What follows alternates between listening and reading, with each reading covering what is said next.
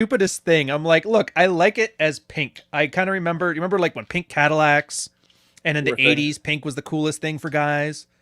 I'm like, I want to go back to that. And I think he's got this image in my head that like after this, we're going to go to the ballet. So he just hates it. Well, look, you aren't dragging me to the ballet, Ryan. Yeah. So. Plus, I can't really. It's not like I can do anything to embarrass you. You've had your taint on like TV for millions of people to see. That's the thing. Like that's maybe that's why no one tries to come after me. Like I noticed that. Like because everyone tries to like people shit on you. People shit on Rolo. People shit on like everybody in the space, like John. Right? Yeah. No one tries to come after me. I think that's the reason why. It's like, well, his cock's on the internet. What are we gonna do? What are we gonna get him for? I can imagine some guy who really thinks he's got it has like a half-inch bigger cock or something, starts putting dick pics on Twitter. Got him. Where's your 9 and 10 inches, bro? Oh, you got me. Check. All right, I guess we're screwing around, but hey guys, welcome. It's like that little impromptu thing I do. I call it Lloyd's Coffee House. If you guys don't know what that is, the Enlightenment started in this place in Britain called Lloyd's Coffee House. The first time they bring coffee over there, and it turned out like all the different classes of people talked together, made the Scottish Enlightenment, then we got OnlyFans. You know the story. I don't know what else naming it. And Stirling, we've done this like, I think this is like our third one now. Like the last one was on that Australian dude with the harem, and then the one chick who got real pissed at that, so decided to Metoo his ass. Yep. So that was fun. I still talk with his wives, by the way. Oh, really? Because people are blowing up that chat calling me an asshole still. It was like a year ago. I still talk with his wives. He's still unfortunately he got the slavery charges were dropped. Well, that's good. But which is great. But there was some other charges they're still working through. But the girls are still, they're still by his side. All 5 of them, they're still by his side. And that is, well, you know what they say about girls following criminals. What's that word Rollo uses to describe it? Hybristophilia or whatever? Hybristophilia? Hybristophilia, he wasn't a criminal before this. Well, he was in the army, for God's sake. He was a patriot. He was 9 out of 10, and now he's just 10 out of 10. I don't know what to say. It works out for him. No, I shouldn't joke around. Now I see what you're saying. Yeah. But I shouldn't joke around, because I was thinking of this with the Rittenhouse. Everybody was... I know we're going to get back to the topic, guys, but... You know how he was crying like during the not guilty thing and during like the stress of this whole thing, and I can't forget, because it's happened to me, that like those kind of situations, they really do fuck with a guy psychologically. So when I'm poking fun at him, do know that I'm hoping he pulls out, and for what it's worth, tell him if next time you talk to him, one asshole on the internet really hopes he pulls through from okay. Yes, I will. Yeah. What the hell is this? You're the cool uncle. Yeah. All right. Thanks. Mike's referring to me. Was he referring to me? Why people don't come after me? Oh, you're the cool uncle. Well, you do have a bit of like an Ed Lattimore vibe to you. The one where he's just like, you're just so like positive and friendly. You can't shit on you without being an asshole. Well, I actually met Ed 2 weeks ago. He actually came out here to Miami. I heard about that. I had brunch with him and his missus. Lovely guy. Ed, I'm no joke. Ed is basically the reason I am in this. I kind of got onto this YouTube space and hit up Rolo, hit up Rich, because it was Ed Lattimore reviewed my book. First book I thought you were going to say, he caught me on TV and reached out. Not quite like that. But I reached out to Ed and he reviewed my book and he was like, "This is awesome, put it out there." And then I hit up Rolo and then I hit up Rich and then the rest is history. That's awesome. Ed Lattimore is actually like the reason. Ed Lattimore and John MLD are the 2 people that are the reason that I even exist, kind of in space. Look at that. Well, I mean, here it's not like you didn't have a film career before this one. Yeah, in this particular space. Plus, you're the only other guy. Are you still on? Are you the only other guy that was on Twitch with your little casting couch conversations, which I thought were awesome? By the way, I did. I was on Twitch I stopped doing Twitch because I just wasn't getting. You can't get traction on Twitch as like a not pretty girl. Yeah, well, you have to bring your audience there. You can't build one when you're on there. Yeah, I mean, there's a lot of female porn stars who've absolutely blown up on Twitch. Like Adriana Chechik has a giant audience on Twitch. She makes tons of money on Twitch. But it's because she's got all the she has all the simpy audience from like her porn anyway. So it's they get to hang out with her in real time. Her Pornhub page is like the landing page for her Twitch. It basically watch us see speed runs Castlevania. That would be awesome. I don't want to shit on Adriana because I actually like it. I've worked with Adriana. I've hung out with Adriana. We actually went to. Oh, honest work is honest work. I'm poking fun here, like, but I think that's awesome. Good I for like her. I like that girl. She's great. She's great fun. We're getting a bit sidetracked, but she is one of them. She's actually got a very, very interesting story. Like she was adopted and shit. Like she's one of the biggest hustlers in the industry. Like she's like she came from fucking nothing and she like makes tons of money. Like one of the most popular stars Look at her in the business now. So she ain't an idiot. She actually fucking she works. Well, no, isn't that the thing though? It's for somebody to get really good at porn because it's so saturated. Because hot people are a dime a dozen. You really have to be. Because I just remember the old rumor that Jenna Jameson was like basically a genius and then like a marketing brilliant, and it just so happened she had that plus the bombshell looks to make it work. Yeah, it's all marketing, man. It's personality because there's so many pretty girls in the industry, and they come in, and it also like a big part of it is like, can you translate she might be a cool girl off camera, but can she translate her personality on camera? Like, fair enough. Can dudes see, like, because they want to see the guy wants to see what she would be like if he was with her in real life. Well, yeah, isn't that the whole point? The fantasy. Yeah. If she's like shy and awkward though on the camera and she doesn't get her personality out there, if she's just like being robotic, then they don't do very well. You know, no matter how beautiful they are, I would have never thought I'd seen the day where somebody's like, yeah, the thing about adult entertainment is you have to be a good actress. It's like how far we've come since the 1970s. I wouldn't say actress. I would say being uninhibited. Ah, fair enough. You know, being uninhibited and genuine, and just putting yourself out there without kind of worrying about it. Yeah. And there's a good segue. Uninhibited, because this new I just so you know, guys, I'm not affiliating it. I just think it's awesome, and I love talking to Stirling about his work. So your last thing you did was like erectile dysfunction, very serious stuff there. This one, I like it. It's those guys once they got it working. Now it's like how to talk dirty. And I had a question I had for you off camera. You're like, ask it on camera. So I'm going to ask it now. And I was like, I don't get it. So for me, it's just, I just tell a girl like what I'm going to do to her. And then I keep a straight face when I do it. And I don't know what to fill the rest of the course with. So I'm hoping you can help me out there. You're like, how do you make an entire course out of this? Yeah. The question. Also, to give you guys a breakdown of what the video course is about. So, and by the way, it's on pre-order this week. So it goes live 27th of November. You can get it for 50% off this week only. So if you get your pre-order in before 27th November, you get it for half price. Full price is $399. This week only, it's going for $197. So you can save yourself $200. I did the same kind of promotion with my other course. People loved it, so I thought I'd do it again for this reward. You know, my loyal supporters, reward everybody who wants to take action. Reward guys who are keen and ready to improve this part of their life. So you want to save yourself some money, friggin' go do that. Links in the description down below. You can find it there. But the basic structure of the course. So we go over like there's a few things I've kind of snuck into this course. You know what that old expression I think you've used a few times where you bait them in with what they want and then you hit them over the head with what they need, right? Oh yeah. So yeah, I have had a lot of dudes hit me up asking me, hey, can you give any advice on dirty talk? I want to get better at dirty talk. So I absolutely obviously cover the principles of dirty talk. I talk about how to improve your delivery. I actually talk about how to get a deeper voice. Obviously, I go over a ton of different examples. I give guys what I call a bunch of different frameworks they can operate within. So, for example, you just said when I'm dirty talking with a girl, I will just tell her what I'm going to do to her and then do it with a straight face, right? So, an example of a framework that I give guys would be, and this is like a beginning place to start, right? If you are a bit inexperienced, a bit shy, a bit hesitant to practice this stuff, would be describing the sensations she is currently feeling right now. So, for example, that might be, can you feel how dripping wet your pussy is right now? All I'm doing is making her pay attention to something that she is already experiencing, so I can amplify that sensation. Or another example might be, if we're having sex and she's obviously dripping wet and you can kind of hear it sloshing around a little bit, I might say, can you hear how fucking wet your pussy is? Again, just making her pay attention to the sound, to a sensation she's already aware of, but dialing it up a little bit. So that's a very, very beginner basic example of a framework in this course.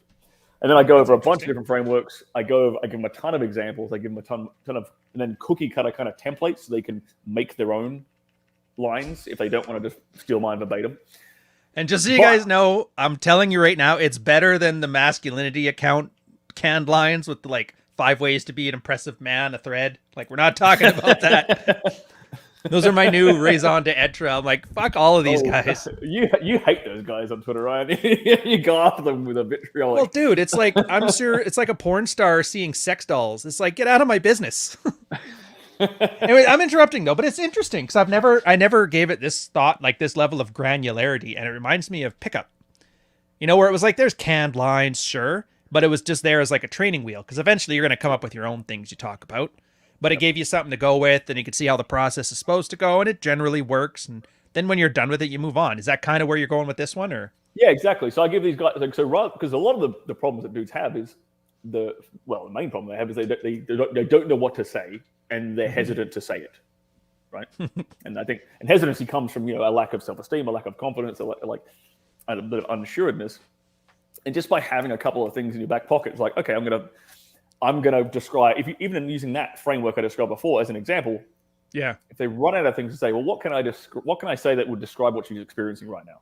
Another example would be, what can I say that is going to tap into her and get her to imagine a future scenario?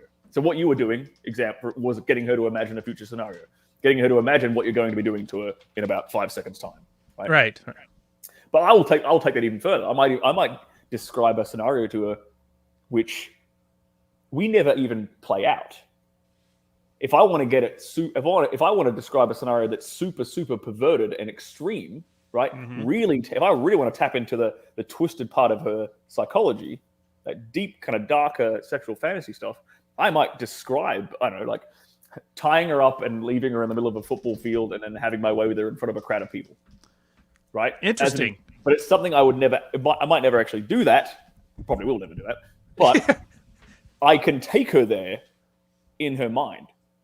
I can use her biggest sexual organ, the brain, her imagination. I can tap into it. And because she's experienced, if I'm doing it vividly enough, right, because she's experiencing the emotion of that fantasy, it's basically as though she has done it. And she's done it with you. Which makes sense. Because erotica, like, girls don't watch porn to the extent that guys do, but they read the fuck out of it. Bingo. Yep. Mills and Boon. I don't know if they have Mills and Boon in Canada. Mills and Boon. What is this? Okay, but my mother used to read Mills and Boon books all the time. Oh, I think it's like Jane Austen here. The ones with like Fabio on the cover. Yeah, they got tons of those. Yeah, and I just don't know Mills and Boon. Yeah, that was our particular brand back home. But I remember she was out one day. I was like, "What is this book even about?" Because I saw her read them all the time, and I picked it up and instead of reading it, like, "This is filthy." What is this stuff? Wagging your finger, grabbing the crucifix. My mother's reading. This is me as a teenager. Like, my mother's reading this trash, and then look who turned into a porn star. Yeah, you did this to me, Mom. But no, it makes sense, and I get it, because like, guys don't write, guys don't read, but this kind of stuff obviously has a huge market. It works really well, and it's a skill that like no guys had to develop. Like I said, you might be like me and clumsily find your way into it because you're just a drunken sailor in San Diego and you just don't give a fuck. So you say whatever happens to work, get lucky. But yeah, for a lot of guys, imagine just going from that. Like, it's hard enough. Like, dude, the red pill. Do you know how many guys we see here, like, on a daily basis who just have to learn not to, like, suckle to their wife or suckle to their girlfriend or treat her like a goddess? Like, this is... Oh, yeah. And I know I fluff you a lot when I'm talking to you, and I get it, and I'm not trying to sleep with you. Okay, guys, in case you're thinking in the chat that, I'm just saying it's fucking fascinating. But, like, I can see a guy coming from this, learning how to talk dirty, trying it a couple times. It's like, dude, the way I treated her, she should have left me. But instead, she liked me even more. And I could see guys getting kind of like their own confidence. Like, where does that carry over past just talking dirty in the bedroom? Maybe I can be, less respectful than I thought. And it turns out that's perfectly fine. And I can be a normal, adjustable human being. Exactly. And am I overselling you? No. No, you're not. Like, sell away. You actually touched on a few points I was going to mention, but because so when I teach guys to do sort of more extreme physical acts in the bedroom, right? A lot of them they can be a little bit hesitant towards it because they've never done it before, and they're like, there's this whole thick Metoo thing that's still fucking hanging around. Dudes are a bit paranoid about that, and they're paranoid about like her walking away, her not liking it, him upsetting her, right? Same thing you just said there. Like, and the verbal side of things, the dirty talk side of things, is exactly the same. They're like, I can't call my girlfriend a filthy fucking whore. She That's would the hate mother of my children. like, yeah, exactly. She would hate that. Turns out, she actually might like it. Yeah. And the reason is it taps into that darker, perverted side of female sexuality. You know, if you, I remember I said this with Roller the other day. I was like, men are way more horny than women. They're more sexual than women, but women are way more perverted than men. Women are a lot more twisted than dudes are for the most part. Like, women are the ones that want to get fucking tied up and hung from the rafters and have. Well, I've never heard about a guy who wanted to get punched in the face during sex. Yes, exactly. Yeah, we talked about that the other day. Old friend of mine. Oh, actually, you know what? I got to bring this. This is going to be disgusting, but we're just going to touch it quickly and go. Have you heard about the dog pill? No. Okay, apparently there's a small, like the same thread as like the punching in the head niche of chicks loving dogs. Oh. And like incels started this, that we're so unattractive that a girl would rather have a dog than us. And normally I'd be like, that's just some crazy internet shit. But I guess there's like kids, like girls putting YouTube videos up talking about it. All right, never mind. If you've never heard about it, I don't want to push it. I actually had you know what? I had a friend mention that about 6 months ago, and I thought it was bullshit. Oh. So it turns out it's not bullshit. Huh. Well, either maybe it is bullshit, but yeah, it's definitely some subtle shit. Okay, all right, back to normal. Guys, don't go this far. There's nothing in the course that has anything with your dogs. No, there is definitely not anything. I do not want to do. I'm not going to encourage you to describe her having a fantasy with a dog. That's not going to happen. Yeah, but no, I get the literary part of it, like describing things, using language. Because like, what is all this stuff? When I was 20s doing pickup, it was like using language to assert your best details forward and have the girl who was slightly interested become more interested. And you know, what's negotiation for a job, but getting somebody who was slightly interested more interested? This dirtiness sounds like just an extension of that, really. And it's I think of it as like, because if you're having sex with a woman, right, her mind is going to kind of go wherever she takes it. It's going to go where a lot of girls end up getting kind of self-conscious in the bedroom, or maybe they had a hard day at work and they're distracted about this, they're distracted about the bills, the kids, or whatever it is, right? Their mind is not there with you. This is dirty talk is a way of bringing her back into that present moment. And I think of it like this, like you're pushing her out of the driver's seat and you're taking control of the steering wheel. And you're like, all right, we're taking your mind here because I want you to go here, right? And it's like, you're going to think, I'm going to make you think about this now. And now I'm going to make you think about that. And now I'm going to make you think about this. And by taking control, you're taking control, and obviously you're leading her. It's a very dominant thing. And you're ratcheting up her emotions, giving her a far greater, more powerful sexual experience than if you weren't doing any of this. Because you can do this as foreplay. You can do this during the act of sex. There's no need to you can do it between dates. Like if you've had sex with a girl and then you see her again, you can do it during the day via text message to ramp her up and get her all fired up. So when she comes over the next day, she's ripping your clothes off when she walks in the door. Look at that, which is good because I suck at text game. But I guess I had a flip phone when I first started doing pickup. So for me, I was like, I'm not pushing all these fucking keys just to say something. But it's good. I'll learn something. I was so good with my Nokia. When I switched to the smartphone, I actually got pissed off because I couldn't type as fast. Because I used to be able to, no joke, I used to be able to type with my phone in my pocket while I was driving. I used to be able to reply to messages. I had the muscle memory down that good. I've heard about people who did that. That was some crazy shit. But it's good. I guess, if you're going to talk to somebody, talk to the expert, right?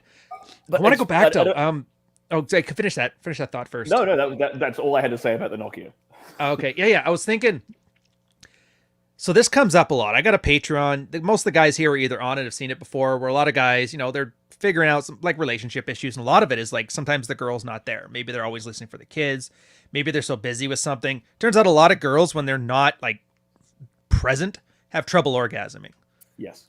And it's not like a physical problem. It's not something you can sort out, but just being able to bring them back in the moment. Like, even if you don't want to talk dirty, maybe Jesus doesn't like it, whatever. But like, is it possible to use, like, to sanitize the dirtiness, but still adjust the core of it, bringing the girl into the moment and thinking about what's exactly happening?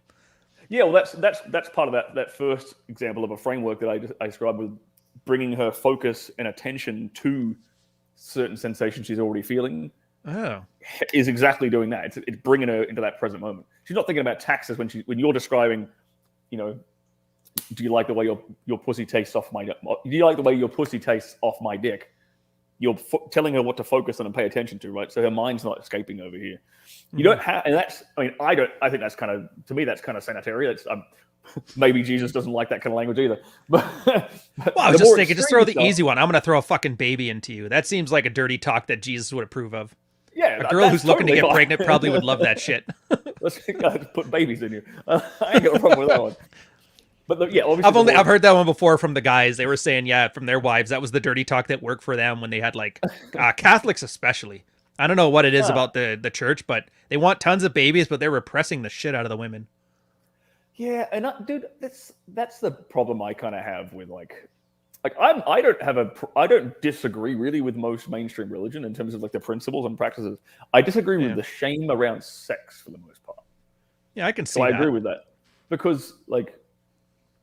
Why can't if you want to have a monogamous relationship and a marriage and save sex, don't have sex before marriage, cool. It's your life. You do what you want to do. I'm fine with that. I got a problem with that. When you have sex, like it's not just wham bam, thank you man for procreation. You can have fun with it too. Like now you're married, you can actually enjoy that, and you can. I think because I get a few messages from Christian dudes about this. Oh. And there's that kind of guilt aspect. There's that kind of like, I don't know if she'd enjoy this. If she has any exposure to like mainstream media, any exposure to like, if she's ever watched friggin' like 50 Shades of Grey or some bullshit like that, or Twilight, or she's ever read any kind of romance novels, she's going to have some kind of darker fantasies in her head floating around. Doesn't mean you don't have to act them out, like I said, but you can tap into it. You can just you can describe it. Role play. You can bring it out. And that you mentioned this before, like you got to stop thinking of women as these sort of perfect, innocent, delicate princesses, because they sure as hell aren't. And the more you treat them like that, the more she's going to start, in my opinion, the more she's going to start looking for the guy who's not going to treat her like that. You know. Yeah, that's standard. What do they call it? Madonna-whore complex. I don't know if you've heard the term before. Yes, I have. I'm very familiar with the term. Okay. Well, I guess you would be. Have you heard about this sexual thing I've described? Vaguely. I'd have to look back at the research. Let me check my notes. But you can. It's not degrading in of itself. Like, well, the degrading's the good part of it, though. Yeah, I look at it like you're eliciting her secret perverted side out of her. And it's only between, because you're not doing it in public. You're not doing it in front of anybody else. It's just you and her. And it's a safe place for her to explore that part of her family, especially if she's in a loyal, like monogamous relationship with you, where you have a family. Yeah. She ain't fucking around being a slut. So you can allow, because there is that in the back of her head, there's probably that fantasy of being a bit sluttier, a bit naughtier, a bit dirtier. Well, you can play with that and give it to her, still within the context of a monogamous relationship. If you want to tap into it, it doesn't have to be so vital. Vanilla.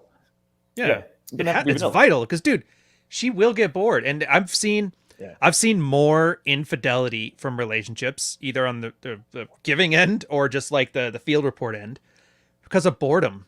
Like, do you know how many guys will give a field report saying, my wife cheated on me, but what's wrong with this guy? He doesn't earn as much money as me. He's not as he's not as good looking as me. No redeemable qualities more than the other guy. And I get some of its ego, but the fun thing is, I don't think that the other guy was that much better. I just think he was that much different. I would argue, this is why I'm fluffing. This is why I'm fluffing his fucking course, guys. Just not being boring. You can get past all kinds of fights, all kinds of like animosity, all kinds of anything, but just not being boring. Yep. And God, dirty talk is such it's like the low hanging fruit of not boring. You don't have to have a coke addiction, but you just have to say some mean words or some, words that entice a girl to want to do what she wants to do. Just seems like it should sell itself, but here we are. So fuck, whatever. Here we are. Well, I also there's a few. I've got some examples I can actually show you as well from the course. Are we talking like examples like the Rule Zero Live examples, or because I don't know if I could put those on YouTube. What was it? Oh, like the yeah. Oh, that Zach guy. No, it's just you don't see anything off You don't see what's happening off camera. You just see me whispering in a girl's ear. Ah, gotcha. And you hear what I'm whispering in her ear. So I can throw up an example of that. But there is something that I basically tend to do with all the girls I sleep with, and that is I tell them that they have to ask me permission to orgasm, right? Ooh. And I can show an example of it. And there's a reason why I do that. Is it because, and this is, again, I said before, I've snuck a bunch of stuff into this course that people probably aren't expecting.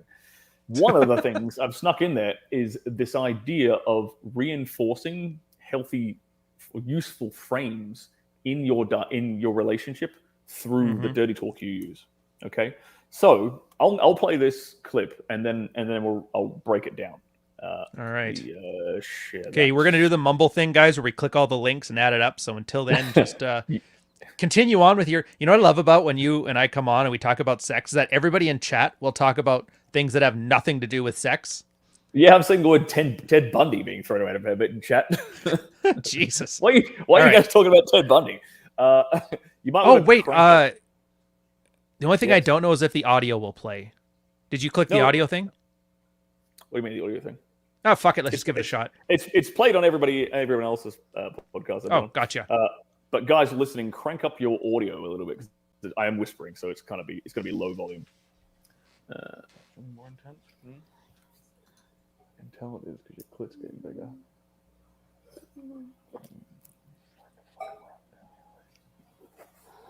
That's getting so fucking loud right now.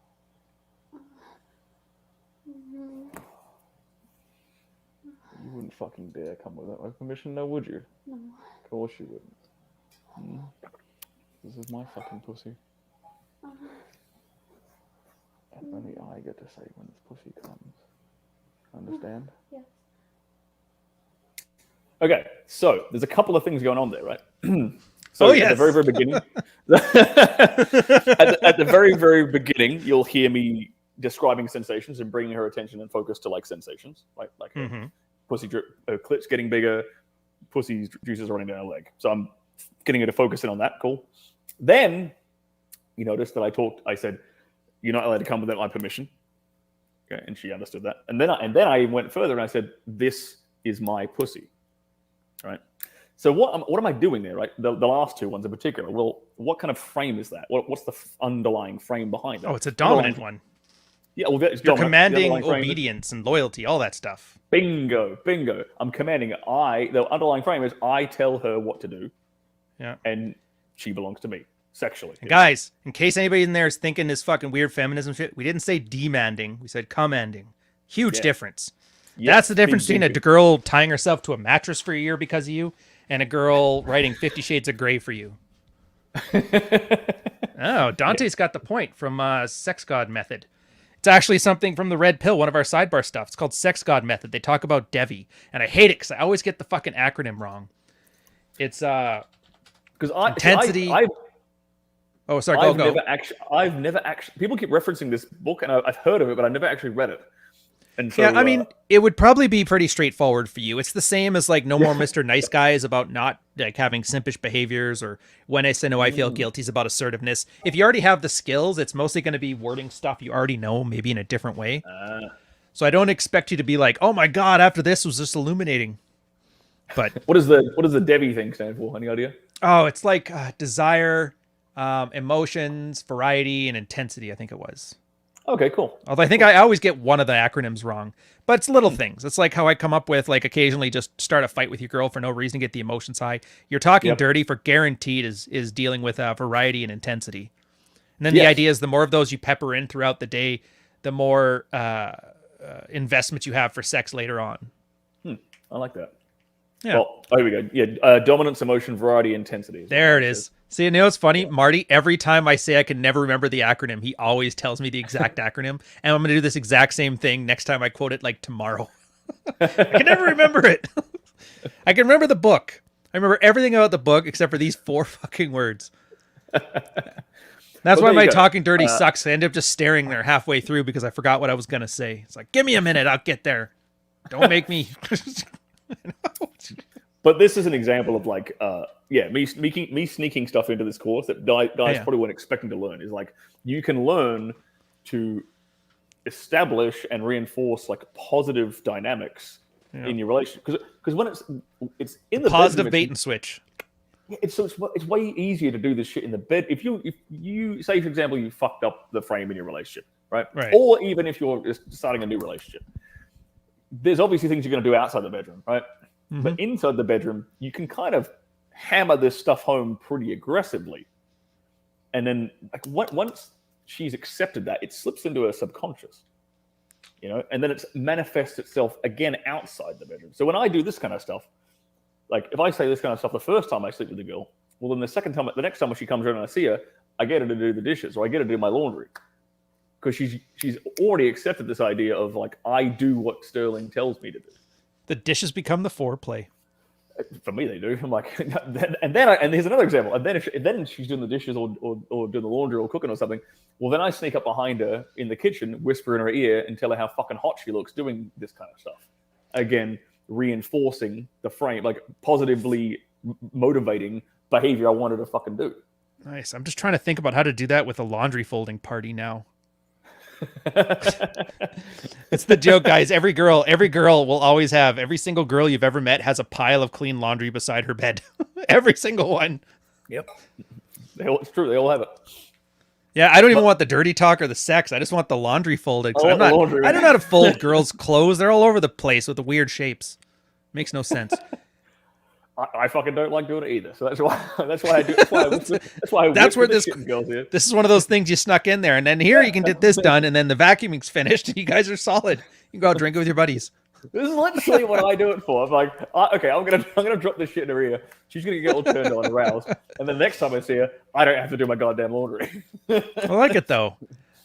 I'm surprised. I'm not surprised. Like a lot of guys talking about this stuff, like we're joking around, whatever, but you're pretty comfortable with it. I'm pretty comfortable with it. A lot of guys aren't comfortable with it.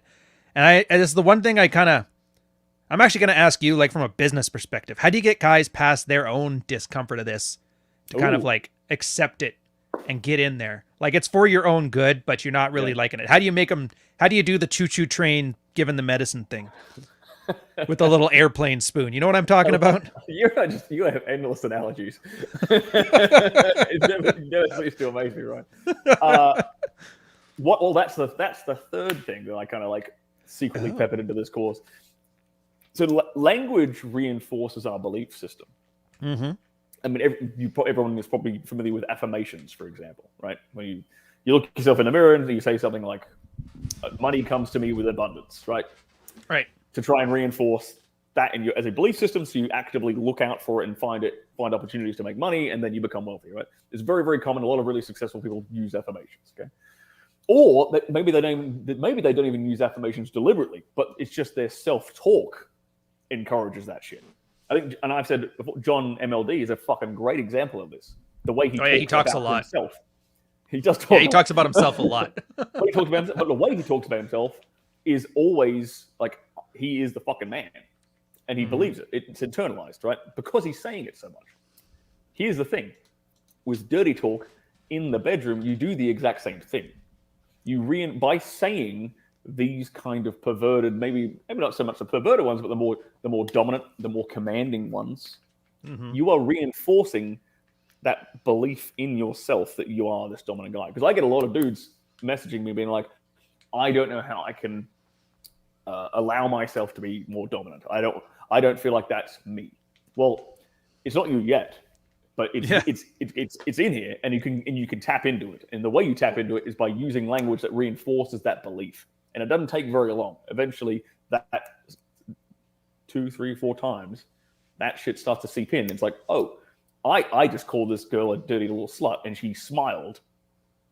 And she's calling me daddy, and she's saying yes and please to everything I wanted to do.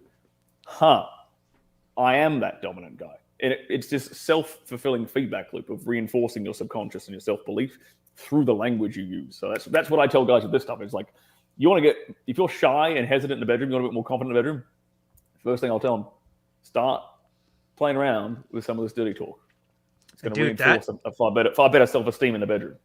That's hilarious, because I'm going to, like Ian Ironwood, he used to work like marketing for porn. Like he was a shrink, he wrote a book on this called The Praxeology of the Dominant Male, and some girl wrote in basically saying, I took your advice, act like the submissive girl, right? But she kind of phrased her like question to him as if like, yeah, your stuff's all right, but I'm doing it as like I'm just playing submissive.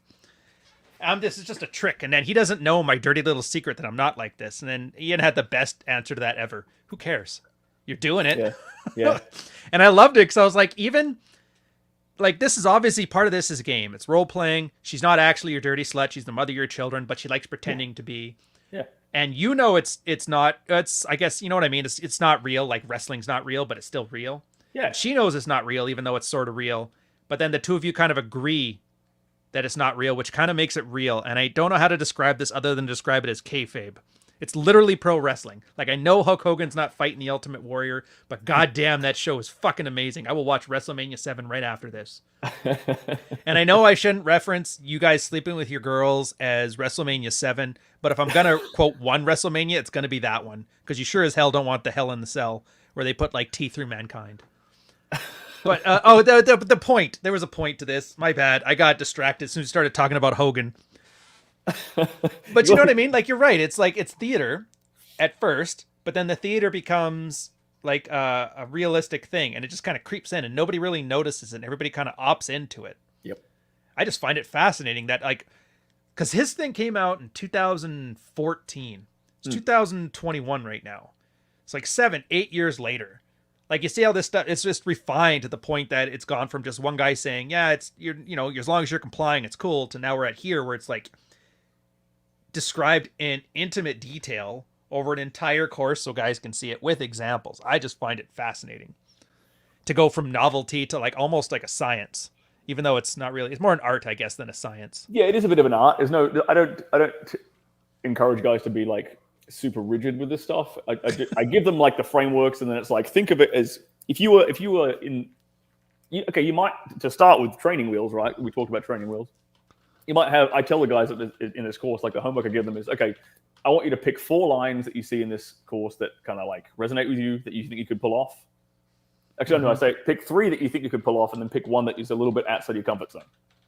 And then make the effort to use those next time you're in the bedroom. Right? Bare minimum, like training wheels. And then, oh shit, I just lost my train of thought. You said something a second ago. I was talking about Bret Hart on the chat, so. You know what's funny? You mentioned you mentioned Hulk Hogan a minute ago. I used to date the girl who is currently dating Nick Hogan. Oh, really? Yeah, Hulk Hogan's son. Yeah, I used to date his missus. She is fucking. I'm not sure what conclusion to draw from that. Fucking crazy. She is bonkers. Well, the whole thing, Florida dating the Hogans. Like, what more do you need to know? I think they're in Vegas actually. I wonder if he calls her brother in the bedroom. It's like how he talks dirty. Oh my God. Get over here, brother. I'm gonna make your pussy wet, brother. I really hope not. That's where I think that was where your point was going. So here's my, like, you're talking about guys are like, I don't know if I can do this. I don't know. It's not me. I mean, I'm sure any normal guy, I included, have done it where you go to say something in the bedroom and it flubs, like you flubbed the line, or it wasn't the right thing, or it came out weird, or you try to say like 2 words, but it comes off and you accidentally call her squishy when you were like, I'm trying to call you sexy and whatever, but it came out as squishy. And then it's like, is there part of this about like the recovery from like a flub like that? Well, you know what? In the big demo clip I have at the end of the course where I'm doing the stuff with this girl, and I say this beforehand, I actually flub it a couple of times. There's a couple I do exactly that, where I'm like, I either like the sentence doesn't quite make sense, I put the wrong word in, or I mix a couple of words together for something. But it happens like twice, I think, during it. And I say this before, and I'm like, I just keep going with it, and she doesn't even notice. Oh. She's so in the moment. I didn't start off with a flub, right? So that probably helps. You're so damn squishy. That's the very first thing you say. You're like, huh? What the hell? That's probably a bad way to start. But at least I like it. It's like drama school. Like, if you flub a line, don't make that fuck face, because then everybody will know you flubbed it if you just keep going. Exactly. So you just walk right through it. And because you didn't flinch, she didn't flinch, and you haven't broken the spell. Like, you ramped her up before that, and maybe flub a line here and there. She's still under the control of your imagination. And so you keep moving. Like, no big deal. Just shrug it off, keep moving. And I'm actually glad that I made a couple of flubs during it, because that is something that guys who are less experienced can look at and be like, oh fuck, okay, it's not a big deal. Yeah. He still made the girl climax with just whispering shit in her, and that's what I do in this demonstration. I just whisper shit in her ear and she comes at the very end of it. Interesting. It's like, okay, well, this, because I could have done it like during. I could have been filming us during sex if I wanted to, like I did with my other course. But I didn't want. I wanted to keep it a little bit more PG. A little bit. Maybe. Wife walks into the husband. What are you doing? I'm doing research. I'm learning. This is for you. Yeah, exactly. And that is the point. This is, honestly, God, like, there should be more. I get a lot of men praising me. There should be more women praising me. I am the Genghis Khan of orgasms, Ryan. Everything stems back. There's so many orgasms that can be traced back to me and my teachings. Goddamn! I'm telling these dudes what Clitoris Gandhi over here. You know, they're going out and they're getting it done.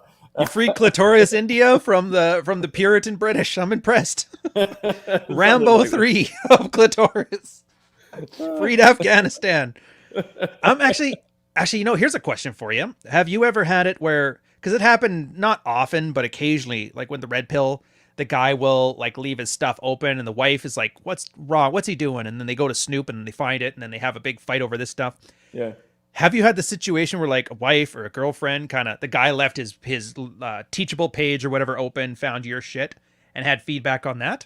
No, I haven't had that happen to a guy. But what I have had is I see if I can find, I might even try to find this exact testimonial for you, because it is that good. And it is it's from a girl who dated a guy who watched my shit. Oh. And it is one of the best testimonials I've ever received. All right. Well, here, I'll run my mouth about this one. And just so if you guys get this, like because one case was a guy left his field report in like a clipboard. She just Control-V'd and it all popped up. Other guys had the site open. If they find it and they find you guys are taking lessons on this stuff, the easy answer is, so what? Yeah, exactly. Just own it.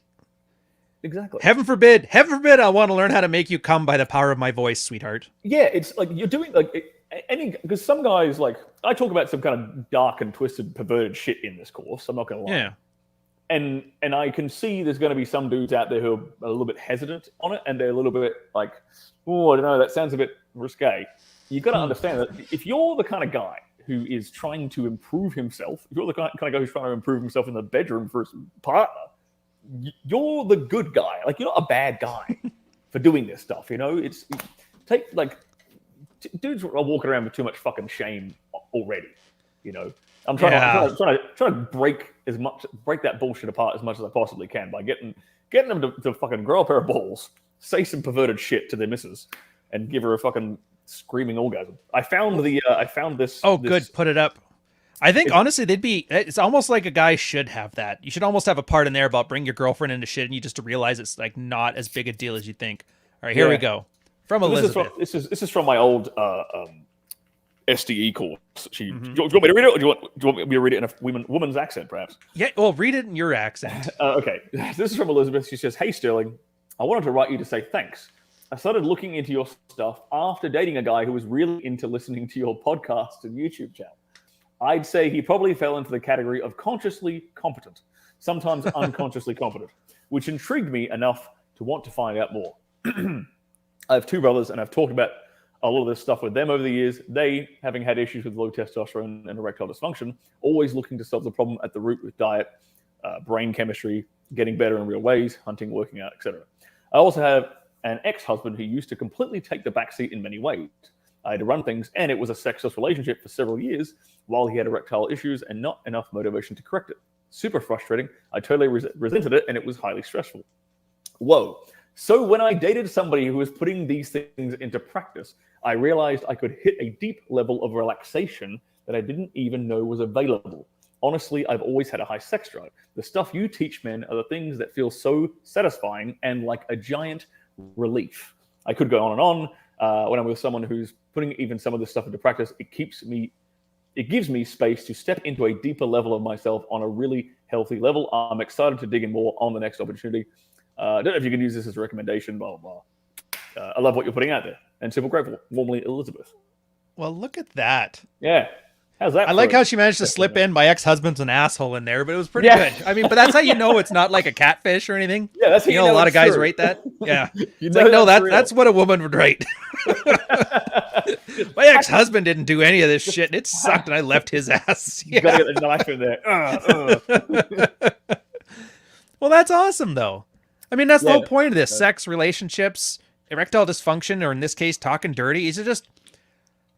I don't know what happened that guys didn't... Like, did we used to know this stuff a little more intuitively? Or do you think we never did? We just kind of got there now? Like, are we rekindling our old ways? Or are we truly coming up with new shit here? Like, you know what? Where are you on that? I think with the dirty talk stuff, I think that's probably a more recent thing. Mm-hmm. But with like just being more dominant and maybe just aggressive in the bedroom, I think that's something we lost. I think like the Romans were like plowing their misses pretty well. You know, I think I don't think the Mongolians would have had a problem with like spanking their wives. You know. I'm just laughing. I just killed a village today, but I'm totally simping for her. Yeah, exactly. See, exactly. I don't think that was they were killing people all the time, man. They didn't think they really cared much about people's feelings as much. Yeah, well, even the greatest generation, World War II, they came back and they created the baby boomers. It makes sense. Clearly a lot of sex. They would love to take it down. Yeah. We're going to create a generation of children the world has never seen. By the way, really want to thank them for that, because it's worked out so well for the rest of us. Oh, fantastically, yeah. Yeah. It's done such a great job. Actually, guess I'm telling you, you're in the Miami real estate market right now. So, well, it's pretty booming out here.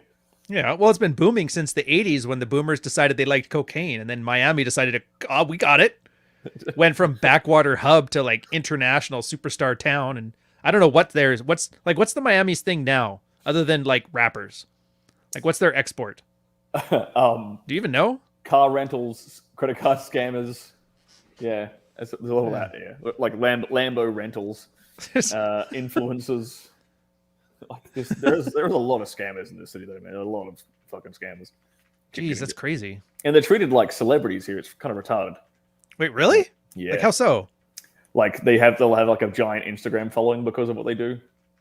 And like, are we talking scamming as in like?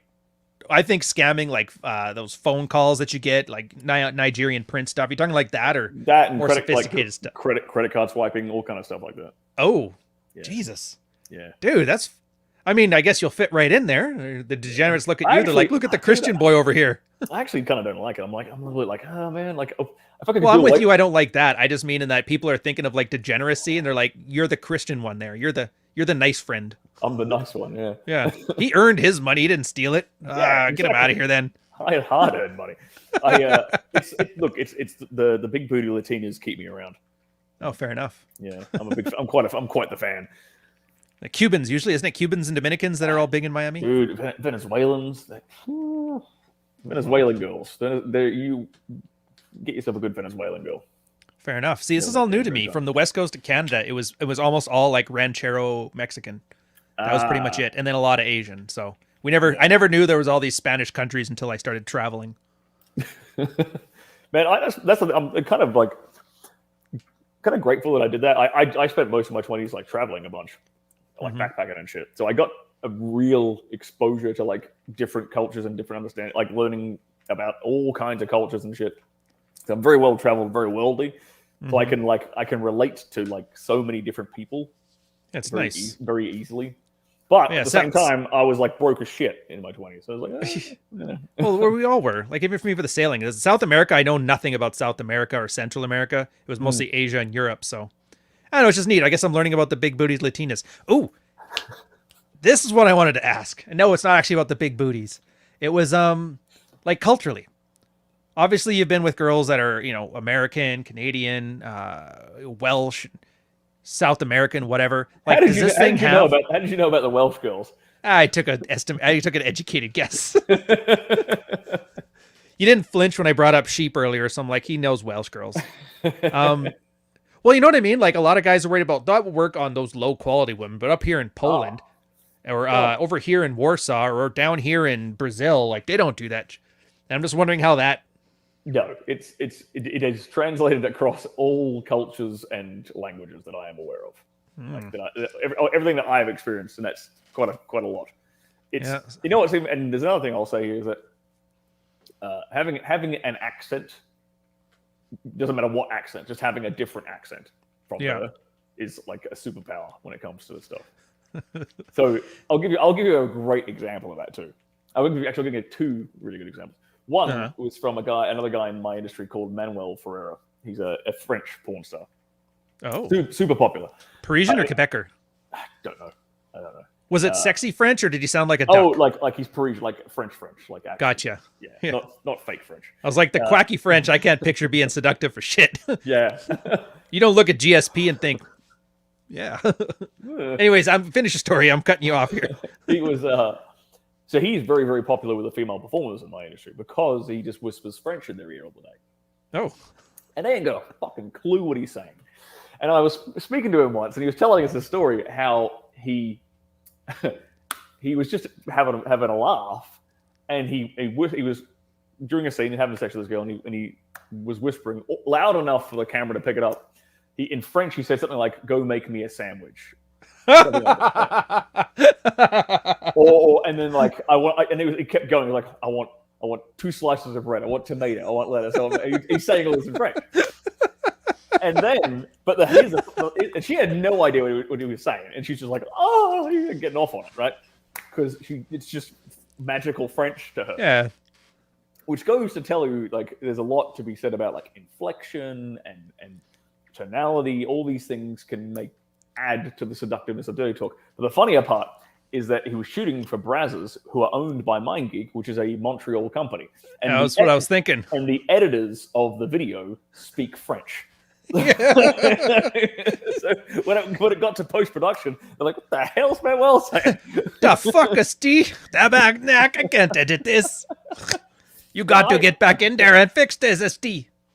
I had a similar experience to that years ago when I was in Brazil. I ended up hanging out with this Brazilian girl for a little bit, and she didn't speak any English. I spoke a little bit of Portuguese at the time, and she wanted me to dirty talk to her in English during sex. She was like, "Speak English to me, like whisper it in my ear." I'm like, "Okay." And so I just started making shit up, like saying like, go fold my laundry, go to and she, again, same experience. She was like, "Oh," like losing her shit because I'm whispering perverted English shit into her ear. All I'm doing is like telling her to like go change the car tire or something. I was just making it up. I was like, how much can I get away with? She didn't understand any of this. How far can I push this? So having a foreign accent is absolutely a little cheat code for this kind of thing. Well, see, you got a double cheat code because the Aussie accent for white folk is fucking brilliant too. Yeah, I mean, I don't really notice. And you pass for British for people who don't know any better. So you got doubly. You can be, he must know what he's talking about. He's got the Queen's English, and you're like, what? Americans ain't got a clue. Most American girls are they're like, "Where are you from? Are you South Africa?" I'm like, "Get the fuck out of here." I mean, it's the right hemisphere. You got to give her that. You got the right half of the world. I'm not if someone calls me English, I'm like, okay, I watched some BBC comedy as a kid. I'm less insulted. They call me South African, I'm fucking livid. Not South African. Do I look like I'm Dutch? Or isn't it? Yeah, they were Dutch, weren't they, settlers? Dutch, yeah. Yeah, that's the one. I feel bad because I thought that at first. No, I'm just joking. Asshole. Yeah. No, I like this. Like I said, I don't know. I'm actually surprised. I fully expect like 10 years from now where it moved on to something cooler and PG-13 cooler, like mainstream approver. And they'd be like, "Hey, what is Sterling, Ryan, what about this shit?" But I'm like, yeah, fuck it. It's the kind of thing guys need to know. And who talks about this, honestly, other than you? Yeah. No, I mean, literally, for the audience too. Yeah. Mainstream TV, porn, anything. Nobody talks about this. Porn's always talking about the girls. Mainstream's always talking about the girls. Yeah. There is no Erotica for guys. Probably wouldn't sell. Like, there literally is no place to tell a guy, "Hey, talking dirty." The best we had was in the 2000s. There used to be some shows and they were even kind of clownish. Do you remember Keys to the VIP? I talk about this occasionally. Yeah, you ever heard of this? Yeah, I remember that show, yeah. Dude, fucking best thing out of Canada since like Norm Macdonald, I swear to God. That was entertaining. Super entertaining. I remember that. Used to watch that before we go to the bar, but that was the last time I can think of where guys had to go like talk their way into a girl's pants, and it was like in a positive light, you know? Mm. And to be fair, I almost want to say the only guy I can remember was Peaches, but you kind of remind me of a cross between Peaches and the artist guy. You have Peaches hair, but you look like the artist guy. Peaches I can't remember his fucking name. Peaches was the big buff black guy, right? Yeah, he was the big buff black guy. Yeah. I can't remember. I just remember there being him. The only two I remember were him and the dude with the really effeminate looking hair, like the frosted tips or something. He looked like a jacket. Oh, well, it was the 2000s. What do you expect? Just be glad he wasn't wearing a tap out shirt, okay? A tap out shirt and what's that? What's the guy's name? Who always did like the tattoo shit all over the shirts? Henley, Harvey? Whatever. No, that is ringing a bell. Shit, it's gonna come to me later on. Yeah, that's fine. We'll talk randomly in the middle of Beauchamp. No, I don't think it was Henri Beauchamp. But thank you, sir. Yes, you remember the shirt, his composition in red, yellow, and blue. There it is, Ed Hardy. Ed Hardy, that's the guy. That's it. Yeah, bring back that Ed Hardy energy. But you know what I mean? Like, it's very rare, and I'm surprised. I'll actually be surprised because you got looks, you got an accent, you got a personality, you got a film history. I will be surprised if at some point I don't see you on like a Steven Crowder-esque type like big show or like a Fox News segment or I don't know what any TV is, so I'm just like randomly naming off shit. I'm actually a big fan of Steven Crowder. That would be an absolute honor. But I don't think he wouldn't have me on because he's a Christian. So most of these Christians. Rollo is Christian, but most Christians don't really. It's kind of funny, man. When people first see my stuff, if they're somewhat religiously inclined, they have a very abrasive reaction to it immediately. But if they actually take a bit to like take a minute to like listen to what I'm talking about. Then they're like, oh, wait, this guy ain't so bad. This guy actually is, like, thinking. He's not, he's a pervert. He's a degenerate. Cool, but I might be able to learn something from him.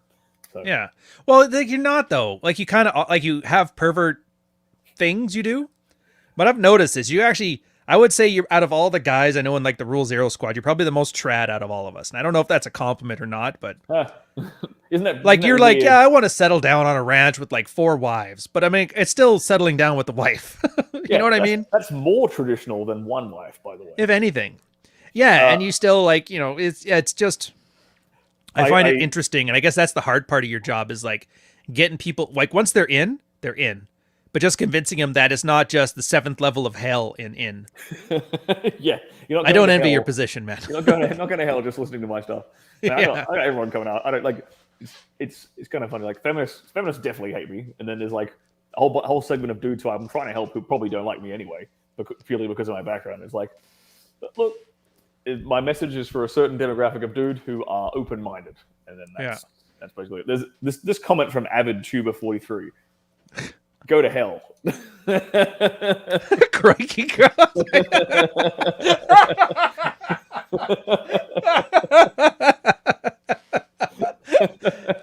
That's some Mick Dundee shit right there. Not gonna lie to you.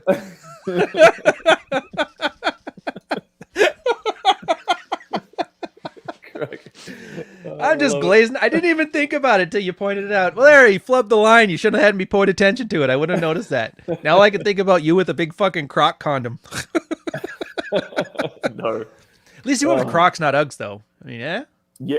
Oh, God. Yeah, we used to. Uggs were all the trashy friggin' bogan girls wore Uggs when I was a kid. Yeah. That was the rage. Yeah, bloody hell, that was horrible. Ugh. Yeah, it happens. I mean, Canadians, we invented those Lululemon yoga pant looks, so, I mean, we all have our crosses to bear.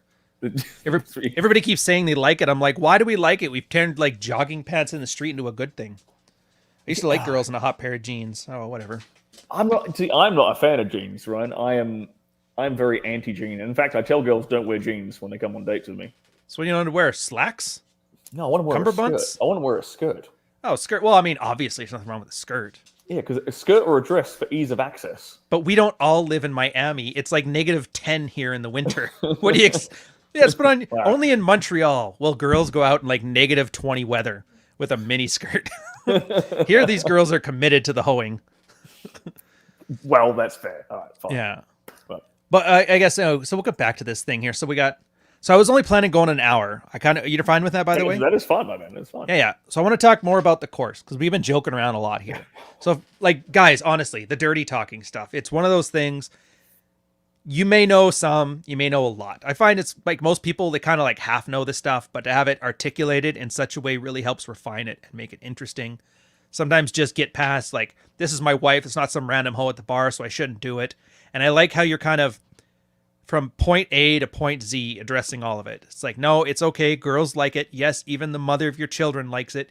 Yes, you can do it. Yeah, you can even screw up a little bit. It's not a big deal. It's more about like the entire process. And you're kind of, what's the word I want to look on this one? Comprehensive, like holistic. Yeah. I do try to be as comprehensive as I can. I try to break things down as basic, as simple as I can, and then elaborate further and further out. So like, yeah. If there's with basically all my stuff, if guys are coming in really experienced, it's the very beginning of material will be like, okay, I understand this, and then we start getting into stuff that's going to be more useful for advanced guys. But it's definitely going to help complete newbies because I'm going to baby step the whole way through as well. You know. Yeah. Well, I like stuff there where it kind of the beginning part resonates there. It's like almost a reassurance because I've had some courses in the past where it's something that I kind of had a passing familiarity with, but then from the 101 first thing on, I'm just like, what the fuck is he talking about? And it always gives me less of a sense of confidence than it's something that maybe I have a passing familiarity with. And I'm like, oh, okay, that makes sense. Or like maybe half the way through the first episode and you're like, oh yeah, I remember that thing that was like 3/4 of the way through. It's nice because it lets you know, because no guy's clueless. I mean, well, it's the sphere. There's some guys who are clueless, but most guys aren't clueless.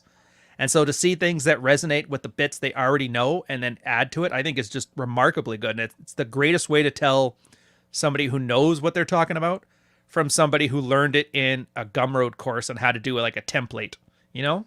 Right. Yeah. And I shit on Gumroad courses all the time. So I should say it's not that I hate Gumroad or I hate online teaching. It's just I hate shitty teachers. And you are a good teacher. Thank you. I appreciate that. I do appreciate it was that first course you were doing. It was the escalation. It was the Rule Zero speech. I remember you telling me that. Yeah, you were doing escalation, like how to start from like light touching all the way to some nasty stuff. You brought the model on and just like blew it away. It was absolutely hilarious. And that's why it was funny because the chat, same as there. You guys, like you're showing this stuff and like I thought I was pretty vanilla and you're like, oh no, I'm about a third of the way there. That's pretty good. I'm not bad. But you know what I mean? That first third was shit we already kind of knew, but then the next 2/3 you just went into some crazier shit. Yeah. Is this like from intensity, rate between this one and that one? That one is definitely, that one's more intense in terms of, okay, I'd say that there's only about 10% of this course that is probably more intense than that stuff. Oh, so, but that is the when I go into like the degrading and humiliating language. Yeah. It's that stuff because if there's anything that most guys are kind of probably going to be like, oh, I could never say that. It's going to be that stuff. But I show examples of me using that on this particular model that I just showed a second ago. I could see that working too. It's like 90%, and then that last 10% for all right, you guys really ready? You want to try to be in the pros? Here you go. Yeah. I like it. But it's not. It's definitely not. And another part of the reason why I put this course together is I feel like this is a bit. In some ways, it's a bit easier for guys to implement than all the physical stuff, because the physical stuff requires practice, it requires learning technique, it requires stamina, it requires you've got to keep your bonus. She has to work with you too. You can't haul a waterbed, half full waterbed lying around. Yeah, but this stuff, it's entirely on you, and it's all is verbal stuff, and I teach you these little frameworks that you can operate with, so you can learn to once your training wheels are off, you can go on your own, and that way it's something that sticks with you forever, and it's something that you just pull out of the bag all the time. It'll become natural in what you do with women from that point. Interesting. I think it's quite nice. And I also, there's something I didn't even touch on. I talk about a few different things that guys can do before the date and on the date as well. It's not specific. I'm sneaking things into this course that dudes aren't really probably expecting. But I talk about something I've been using for like a decade now, called sexual framing. Right. Which is the idea of, because everybody has different aspects of their personality that they elicit around different people. So you're different around your dad to who you are around me, to who you are around maybe like your and at work and whatever. Right. So everyone has different aspects of their personality, and especially women, right? So because there's a certain personality they reserve for beta bucks guys, and there's a certain personality they reserve for alpha fox guys, right? I bet you Rollo had a monologue and an essay for that one, didn't he? He probably does. But sexual framing is a tool you can use to elicit the more sexual personality out of her, and I've been using this for years to like close on the first date very, very, very consistently. Mm-hmm. Basically, speed up the courting process a little bit, so you can get to the bedroom, so you can establish correct frames in that bedroom in that relationship, so you can have a happy, healthy relationship if you want to. Nice. Rather than like fucking around and wasting your time. But what, the 20-date rule isn't a thing for you? Oh God, Jesus! I call it date number 2, and that's it. Like if I can't seal the deal on the second date, I'm like next. I've never first date or never. And it's not a rule I made. It's just how it's always ended up for me. So I can see it. I'm with you. Yeah. It's just I just don't want to. If she's not keen enough to like go that far, and I'll have like I've had long-term relationships with women I slept the first time I met them. So it's not like some guys have that kind of rule of like, oh, I won't date her if she fucked me on the first night. That seems like the stupidest fucking thing I've ever heard. Well, it's like, arbitrary. It's missing the point. It misses the point. It's like, why? Like I look at that and I'm like, good. This girl is smart. She's seen that I'm a catch, and she's not going to waste my fucking time. I like that. Versus, I know what it is. I think their concern is that, well, if she did this with me, she must have done more with somebody else. Yeah, but then I'm with you. I know we're not going to disagree on that. Like, yeah, but then if she does everything that I'm looking for, I don't really care. As long as she's not doing it after we're together, I'm fine with that. Yeah, that's fine. Like, okay, we that's what boundaries and rules in a relationship are for, you know. And to be fair, I think that's a numbers game. Guys who get that kind of mindset, it's usually because they haven't slept with very many women, and so they're worried that this is the last one they're going to get. But once you've had enough, the baker's dozen, I think it was what Royce used to call it. Once you get to that 13th, you're like, okay, there is a next one. It'll be fine. You can relax. You know what's weird? I see guys who don't get laid making more arbitrary rules than do get laid a lot. It's funny how that works. Yeah. All right. So here, we'll end this one. I got a really good question. This is actually a business question from Pterodactyl Pigeon. Question about you bundling your courses into a package at some point. They seem interlinked and would be good to have together. That's a good idea. I think I can do that on Gumroad. That's a cool idea. I've got a couple more things that I'm releasing. I've got another book I'm releasing at the end of this year, and then I've got a monthly group coaching I'm going to be releasing because I get a little request for that. And I've got one more big course I'm dropping in probably February. So I need. Jesus, you fucking workaholic. I think once I've gotten all those out, then I'll probably stitch together some kind of bundle. I think that'd be a good idea.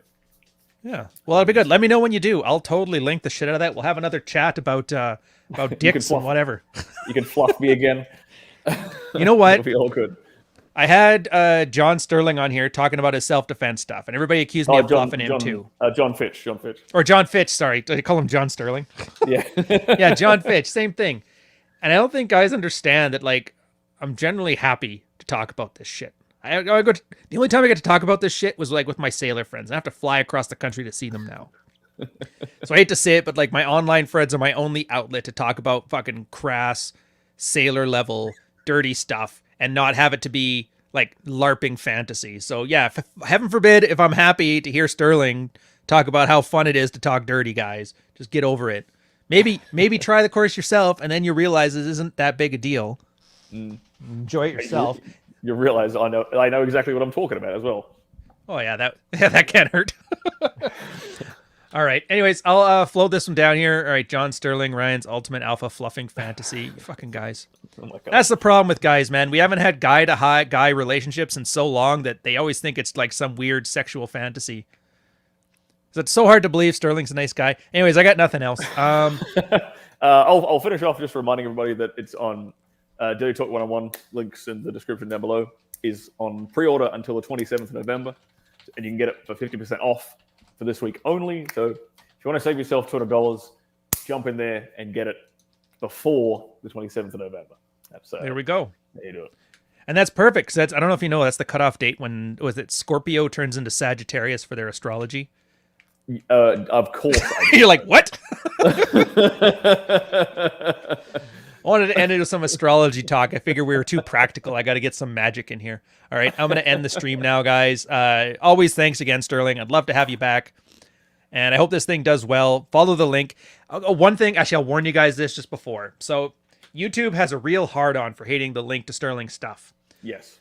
So in order to get around, or in order to work within their terms of service and community guidelines, this will take you to my page where you can see a list of the stuff Stirling has, so you can click it if you so choose.